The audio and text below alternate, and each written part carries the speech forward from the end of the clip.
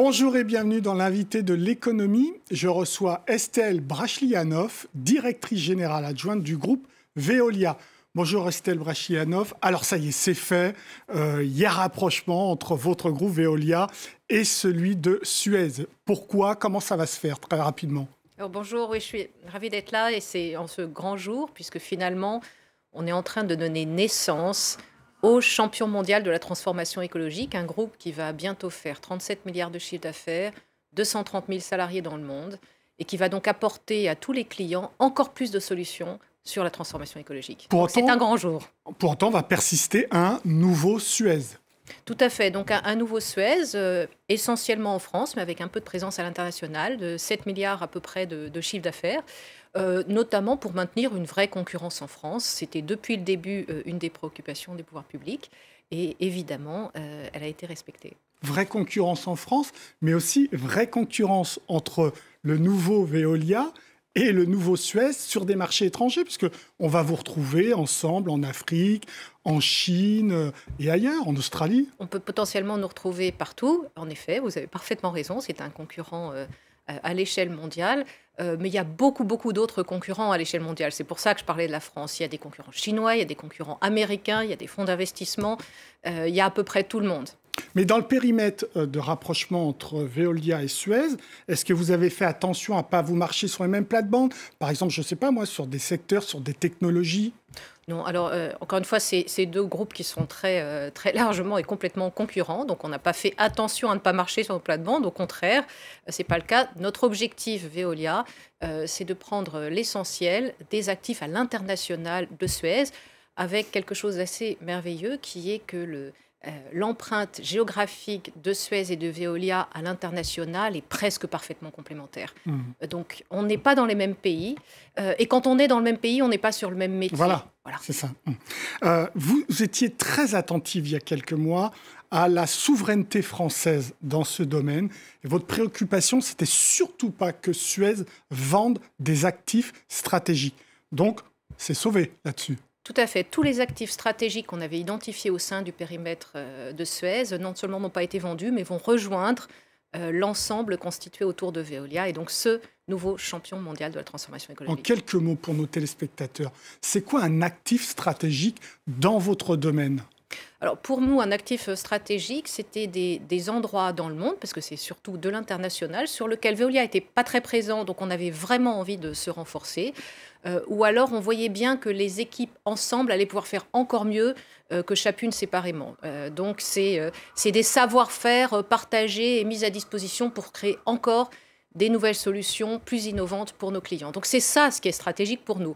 Et donc on va être encore plus international chez Veolia et on en est ravis. Et où vous n'étiez pas présent, vous, Veolia? Il y a plein d'endroits. Ah bon? Alors je peux vous citer des pays, mais même si Veolia, on est encore une fois ce champion mondial demain, ça va nous faire 5% de part de marché au niveau mondial. Donc remettons les choses en perspective, il y a des vrais concurrents à beaucoup d'endroits et le marché, il est pour l'instant pas du tout consolidé. Par contre, il est en train de se consolider. Ce qui veut dire que si on n'avait pas grossi comme on l'a fait, alors on prenait le risque de se faire doubler à un moment donné par des acteurs très puissants. Je pense par exemple aux acteurs chinois qui ont un marché intérieur évidemment de plus d'1 milliard d'habitants et qui commencent à racheter des actifs à l'international.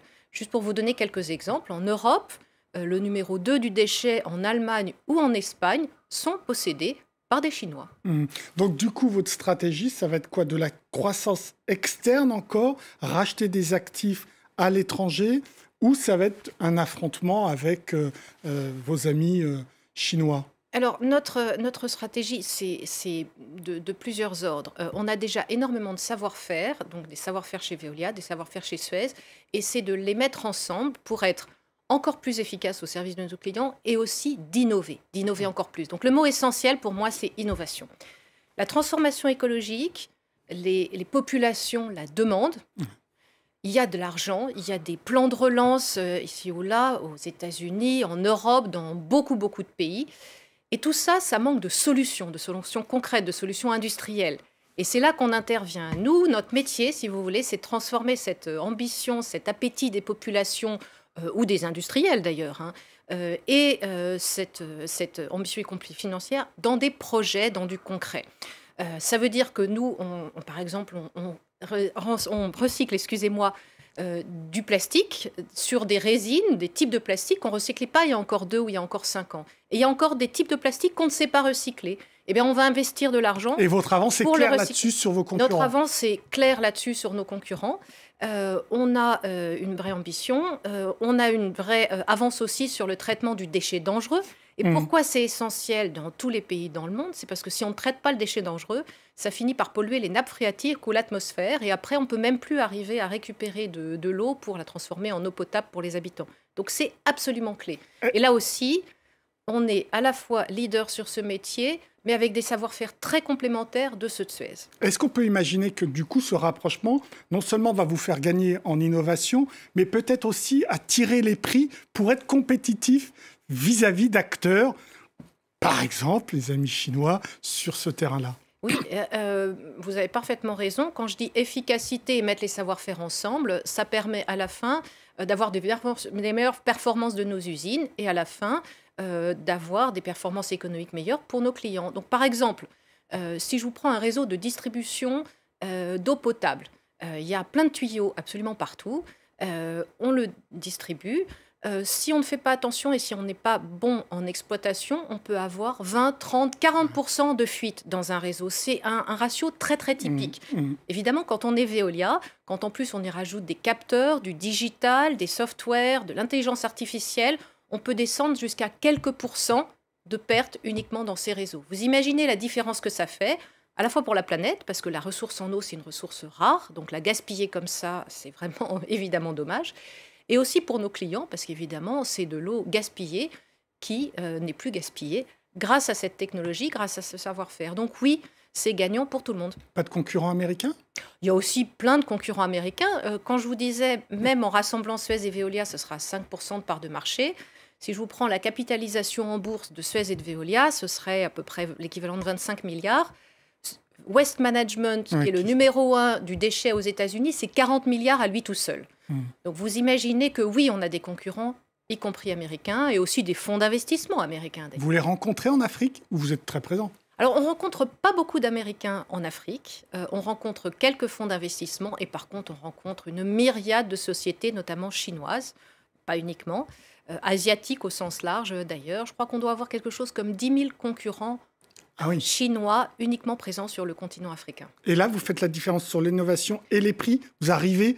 On fait la différence beaucoup sur le savoir-faire, les prix, mais plutôt l'efficacité au sens large, c'est les rendements de réseau. Je vous donne un exemple. Au Niger, entre le avant et après, c'est-à-dire au moment où on a pris l'exploitation du réseau et maintenant, on a 4 fois plus de gens qui sont desservis en eau potable derrière Niamey, grâce à tout ce qu'on a fait depuis ces 20 dernières années. Donc, c'est un vrai savoir-faire. Quand on a comme client AngloGold Ashanti, par exemple, au Ghana, là, ce qu'on apporte à des clients industriels comme ça, c'est la possibilité de traiter leurs eaux de rejet minières pour être capable de ne pas polluer, finalement, encore une fois, les nappes phréatiques. Donc, on a des vrais savoir-faire absolument uniques qu'on met au service de tous nos clients en Afrique. Est-ce que vous êtes sûr de passer les barrières des institutions anticoncurrentielles, la première à Bruxelles? Alors, vous avez raison que depuis le début, on a été très attentif au fait de savoir qu'il y avait des procédures lourdes pour obtenir les autorisations anticoncurrentielles. Ces autorités, qu'est-ce qu'elles regardent? Elles ne regardent pas la logique du projet, elles regardent s'il y aura à la fin une concurrence satisfaisante. Et donc, vous l'avez compris, dans tous les endroits en dehors de France, il n'y a pas de sujet particulier d'inquiétude. Il y a un process très long pour obtenir ces autorisations, puisqu'il faut remplir des dossiers avec des analyses économiques et plein d'autres données. Mais il n'y a pas de sujet particulier. En France, il y aurait eu en effet une question, puisque Veolia et Suez sont clairement très puissants dans ce pays. Mais de toute façon, les actifs en France reviennent au nouveau Suez et donc ne rejoindront pas Veolia. Donc la concurrence est complètement maintenue. Et donc les autorités antitrust, il y a 20 autorités antitrust au travers du monde sur lesquelles on doit demander des autorisations. On a déjà obtenu 4 autorisations et plus donc les semaines passent, optimiste. tout à fait optimiste. Les choses avancent tout à fait comme on le veut. Un mot sur le Covid, vous en avez beaucoup souffert au point de vue business ou pas, en France et à l'étranger? Alors, on en a beaucoup souffert déjà au niveau humain, au sens où ça a Mm. été très dur pour toutes les équipes, mais comme toutes les entreprises et comme tous les êtres humains sur cette planète.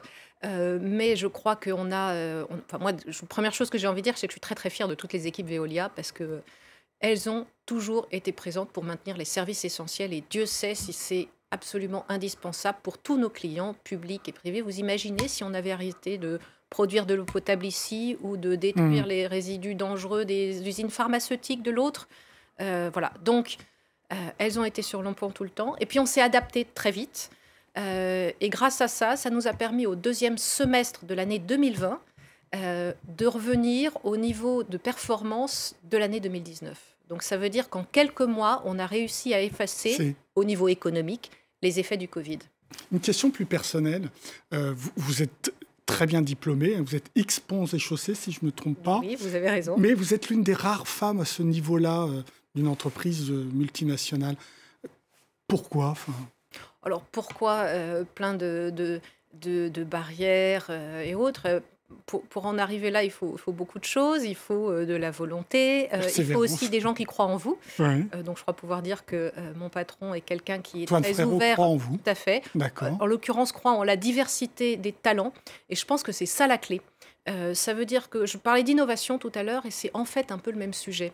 Ouais. Si vous mettez que des gens qui se ressemblent, mais il n'y a pas qu'un sujet homme-femme, c'est pour ça que j'ai envie de l'élargir, il y a un sujet de nationalité, il y a un sujet de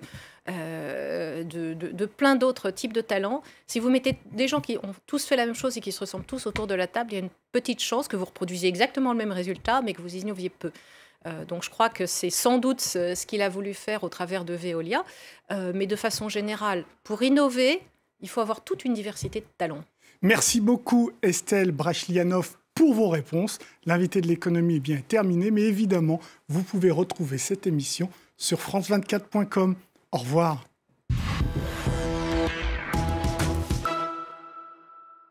C'était votre programme. Avec Actimel, la petite bouteille riche en vitamine D.